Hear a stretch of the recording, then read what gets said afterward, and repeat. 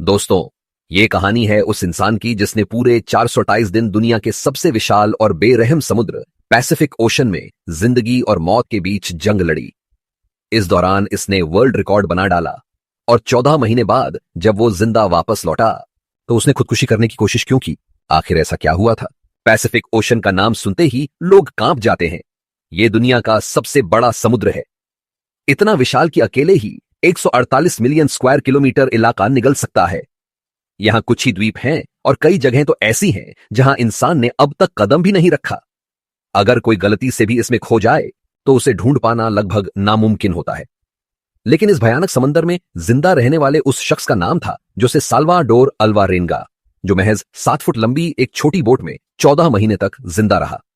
यह घटना 17 नवंबर 2012 की है, जब जोसे, जो कि मैक्सिको के कोस्टा अजुल गांव में रहता था, अपने दोस्त एजेकियल कोर्डोबा के साथ मछली पकड़ने निकला।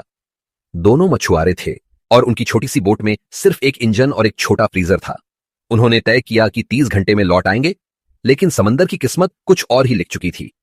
जैसे ही वे 120 किलोमीटर दूर जाकर जाल डालते हैं, तभी एक जबरदस्त तूफान आ जाता है। डर के मारे वे जाल वहीं छोड़कर वापस लौटने की कोशिश करते हैं, लेकिन तभी इंजन खराब हो जाता है। उनके पास एक रेडियो था जिससे उन्होंने अपने बॉस को लोकेशन भेजी, मगर रेडियो की बैटरी खत्म हो गई। अब वो पूरी तरह समंदर के हवाले थे। बोट तूफान की वजह से बहती चली गई और 5 दिन के अंदर ही वे तट से करीब 450 किलोमीटर दूर जा पहुंचे।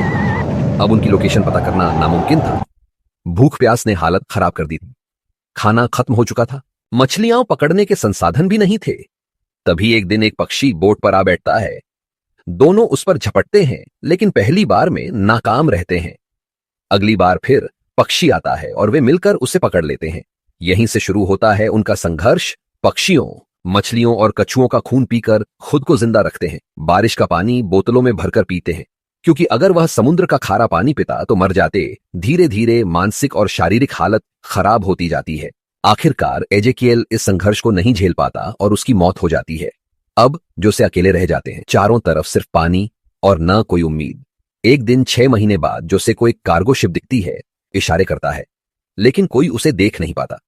11 महीनों में वह बोट के साथ करीब 8000 किलोमीटर दूर बह चुका था। कपड़े फट चुके थे, हड्डियां बाहर निकल आई थी।